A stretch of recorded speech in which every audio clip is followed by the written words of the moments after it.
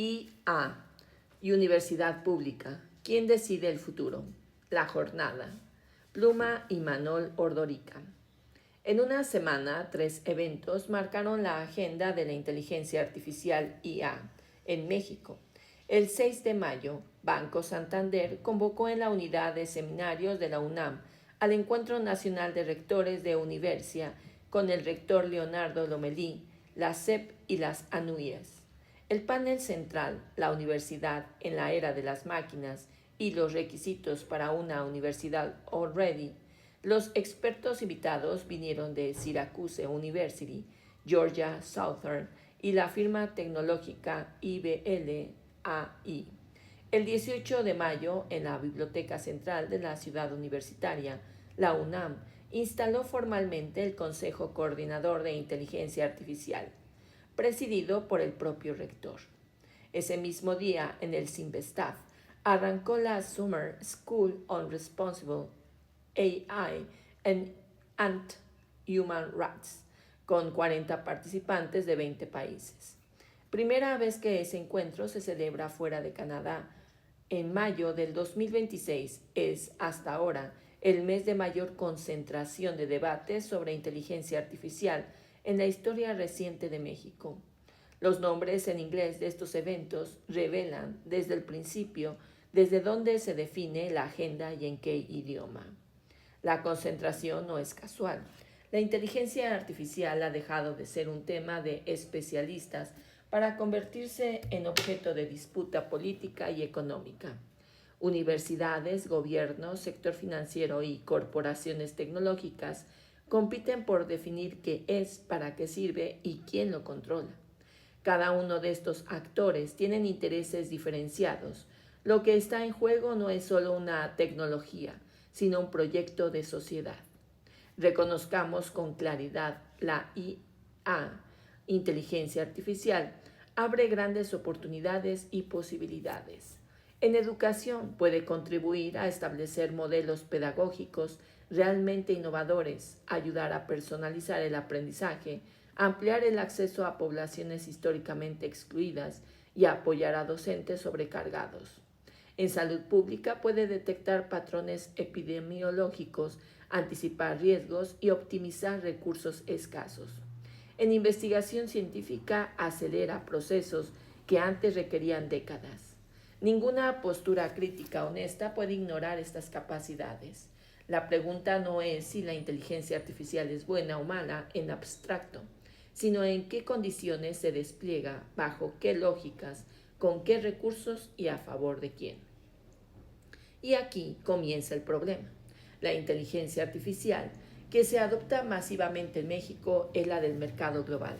Modelos entrenados en inglés, diseñados en el norte global, operados bajo lógicas de suscripción y extracción de datos por corporaciones privadas.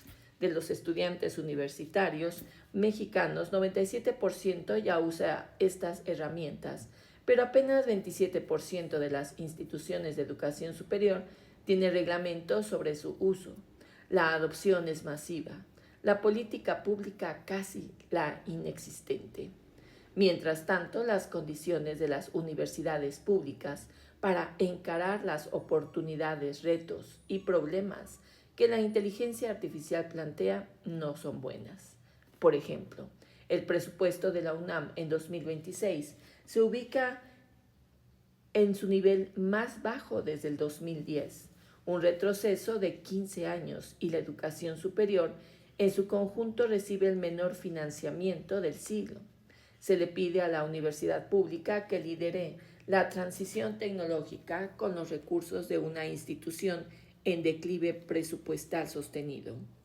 Esta paradoja no es accidental. Responde a una lógica de desregulación que opera a escala global. La administración Trump eliminó en enero del 2025 la orden ejecutiva sobre uso seguro de inteligencia artificial, heredada de Biden, bajo el argumento de eliminar barreras al liderazgo estadounidense. J.D. Vance lo proclamó en la Cumbre de París sobre inteligencia artificial.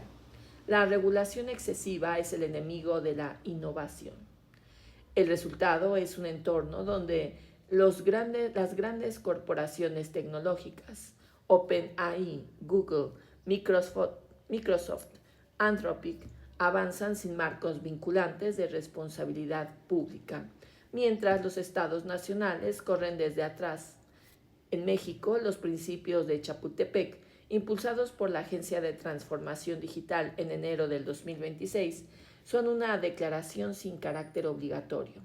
El Senado trabaja en una ley, pero los especialistas advierten ya que los requisitos regulatorios complejos tienden a favorecer a las grandes corporaciones con capacidad de cumplimiento y a desplazar a los actores nacionales más débiles. ¿Por qué la inteligencia artificial profundiza la desigualdad? Por varias razones, que se refuerzan mutuamente. La infraestructura que se requiere, centros de datos, supercómputo, energía estable, se concentra en regiones privilegiadas y en manos privadas. En México, la fiebre de data centers atrae miles de millones de inversión a Querétaro, Nuevo León y Jalisco, mientras el resto del país carece de conectividad básica. La brecha de género en el acceso de inteligencia artificial ya es visible en las propias estadísticas de la SEP. Los algoritmos entrenados en datos del norte global reproducen sesgos culturales, lingüísticos y raciales que afectan desproporcionadamente a los más vulnerables, y el desplazamiento laboral que ya se avisora. El FMI estima que la inteligencia artificial podría afectar hasta 40% del empleo global.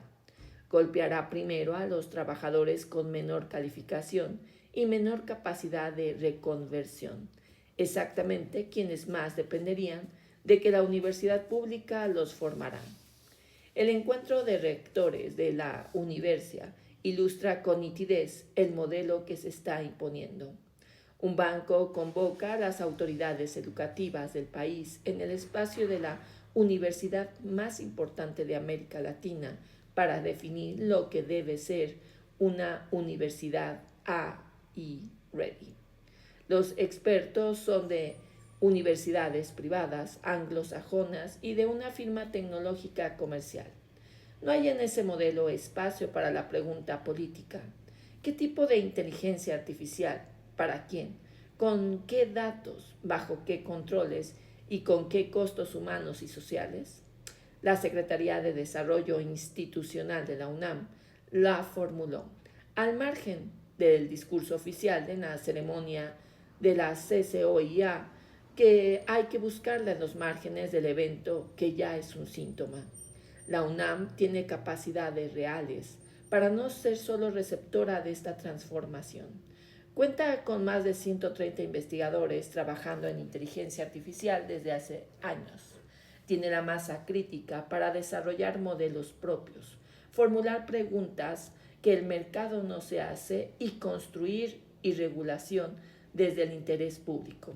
El CCOIA puede ser el inicio de un proyecto genuino de autonomía tecnológica o puede ser, como tantas otras iniciativas institucionales recientes, la forma organizacional del inmovilismo gesticular ante la transformación sin los recursos ni el proyecto para conducirla. La diferencia entre dos posibilidades no es técnica, es política.